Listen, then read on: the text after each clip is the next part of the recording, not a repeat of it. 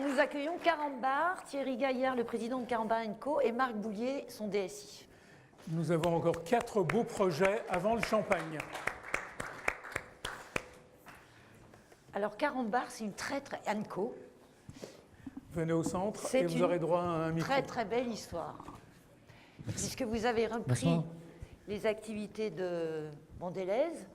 On peut citer Carambar, les Rochers Suchard, Pastilles Vichy, le chocolat poulain, crème à chocolat poulain, Malabar. Moi j'ai une préférence pour les Rochers Suchard. Je peux en manger 10 d'un coup. Là c'est pas le moment, c'est bon, après le cocktail. Vous n'êtes pas venu avec des Carambars?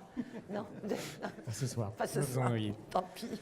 On aurait dû en parler pour le cocktail, c'est vrai que ça aurait été agréable pour tout le monde. Donc Carambar & Co a racheté en 2017 donc ses activités à Mondelez et il a fallu séparer le système d'information de celui de Mondelez et quasiment repartir de zéro en fait, mettre un peu de briques de cloud et faire des copier-coller d'applications existantes comme vous m'aviez dit Marc. Mais c'était très important parce qu'il fallait continuer à livrer en temps et en heure, donc avoir des taux de service tout à fait convenables, c'est la survie de l'entreprise. Donc c'est capital. Voilà, donc là, le SI était vraiment un point extrêmement important à la reprise de cette entreprise. Alors vous allez nous expliquer ça, puis vous allez nous expliquer où vous en êtes maintenant, ce que vous allez faire après, et puis votre expansion aussi à l'international, puisque vous avez racheté en janvier les bonbons Lutti, qui sont allemands, je crois. Voilà. Ouais. Et donc, Carambar est revenu à la France, et la France va aller maintenant se développer dans le monde entier.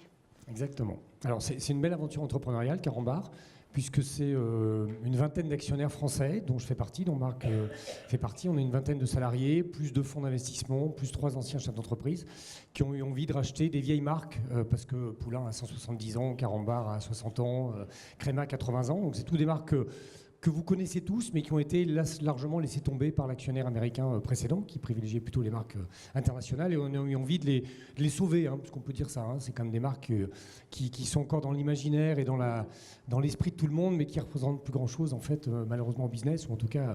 Donc on a eu l'envie de les sauver, de les fabriquer en France aussi, ce qui n'était pas le cas avant.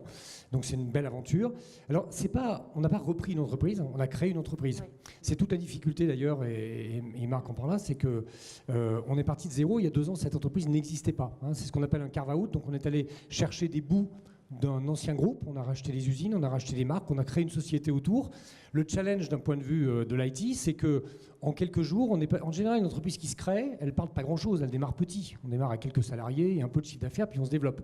Nous, on est passé en quelques jours de 0 salariés à 1000, de 0 chiffre d'affaires à 300 millions, de pas de production à 5 usines.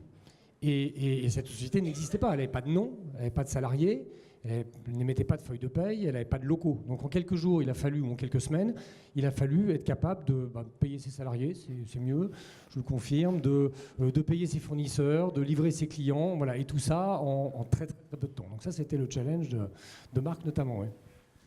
Oui, et donc on a passé par le premier enjeu, c'est finalement être capable de livrer nos clients pour que nos consommateurs aient accès à nos produits, parce que ça crée de la confiance.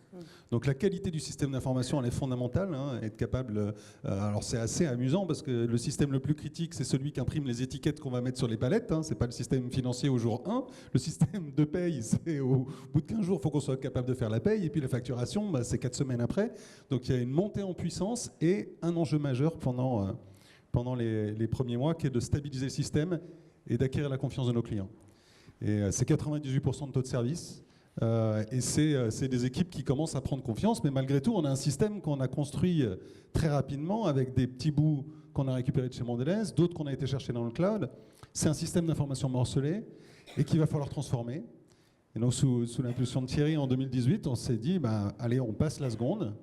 Et on va digitaliser nos processus, on va supporter le projet de relocalisation de la production dans nos usines. Et là aussi, nous, on y contribue en termes de digitalisation lorsqu'on va mettre en place les systèmes qui supportent tout ça. Oui, parce que c'est 5 usines. Il y a Marc-en-Barreuil, Marc-en-Barreuil, Blois, Strasbourg, de la France, Vichy, Saint-Genès. C'est vrai que Blois, c'est le chocolat poulain.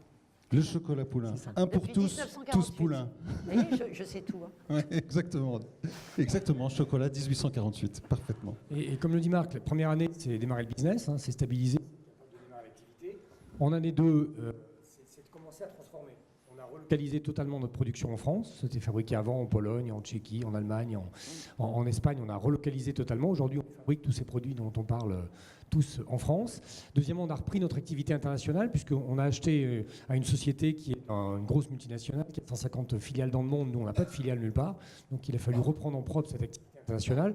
Et puis, commencer à digitaliser. Parce qu'on reste une entreprise de taille très humaine, c'est une ETI. Et donc, gérer une aussi grosse activité avec finalement assez peu de monde, c'est un challenge. Voilà. Et Marc s'est employé avec son équipe à digitaliser un certain nombre de processus. Il y a quelques exemples, je trouve, qui sont assez frappants, qui nous permettent, nous, de préserver l'emploi en France grâce à une numérisation et à une digitalisation, là où l'actionnaire précédent allait exécuter ses tâches plutôt dans des pays à faible main-d'œuvre. Oui, on a le choix aujourd'hui de dire si je veux faire de la productivité, j'externalise et puis j'envoie ça dans un pays à coût de manœuvre très, très faible. Avant, la facturation, la saisie des factures, elle a été faite à Bratislava. Nous, on est une entreprise responsable de taille intermédiaire. On veut que l'activité soit en France. Donc les gens qui font les factures, on les met en France. Mais pour qu'ils soient aussi compétitifs, eh bien, on les associe avec un algorithme, on fait de la dématérialisation. Les factures, c'est l'ordinateur qui va les reconnaître, qui va les injecter dans notre système. Et nos salariés, ils vont faire un job intéressant. Ils vont analyser pourquoi la facture passe pas bien. Ils vont appeler les fournisseurs. Voilà. Un de nos credos, sous l'impulsion de Thierry, est toujours, c'est de dire l'humain est fondamental. On ne veut pas de bullshit job chez Carambar & Co. Pour qu'on réussisse, il faut que les gens soient heureux. Et pour qu'ils soient heureux, on va leur donner un job intéressant. Et moi, mon job, c'est d'apporter des outils pour que ça le soit. Quelle belle conclusion. Et il fait ça très bien. Bravo. Merci. Bravo. Super présentation.